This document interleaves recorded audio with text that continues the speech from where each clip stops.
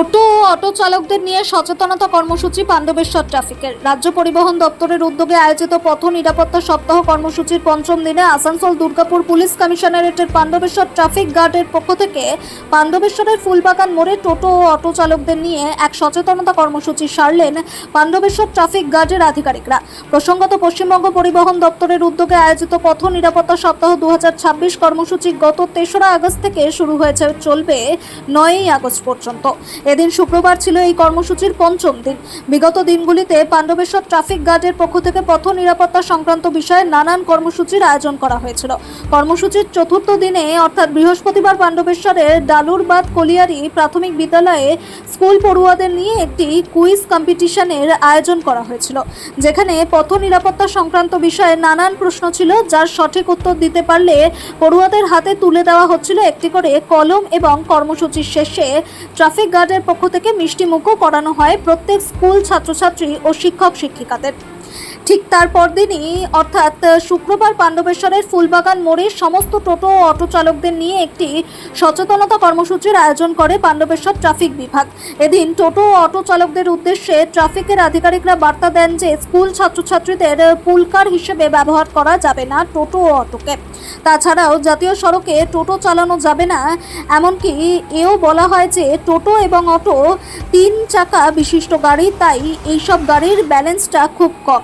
চালকের সামান্য অসাবধানতাতেই ঘটতে পারে দুর্ঘটনা, তাই যাত্রী চাপিয়ে টোটো বা অটো নিয়ে রাফ ড্রাইভিং না করার নির্দেশ দেওয়া হয় চালকদের। পথ নিরাপত্তা সংক্রান্ত বিষয়কে সামনে রেখে পাণ্ডবেশ্বর ট্রাফিক গার্ডের এমন কর্মসূচিকে সাধুবাদ জানিয়ে স্থানীয় মানুষজন।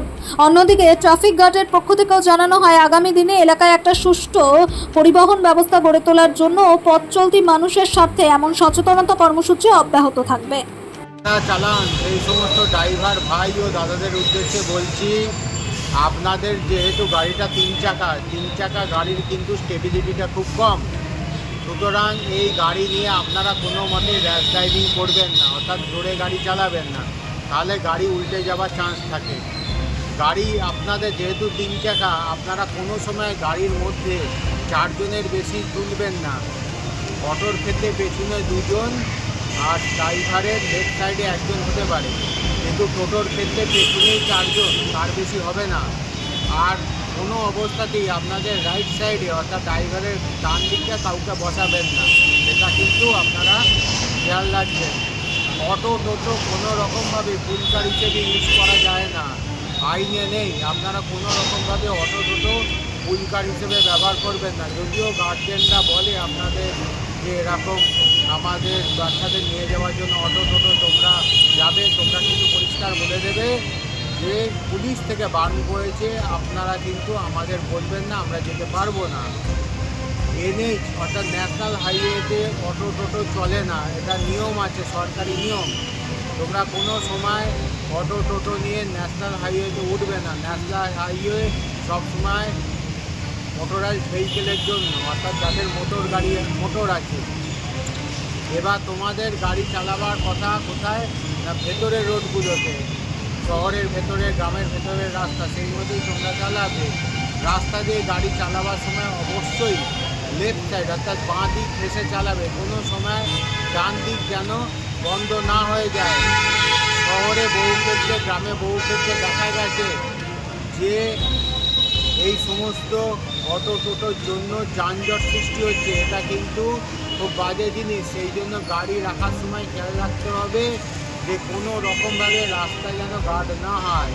পাবলিক যেখানে সেখানে হাত দেখিয়ে গাড়িতে তুলে নিতে বলে, কিন্তু সেই রকম করা যাবে না।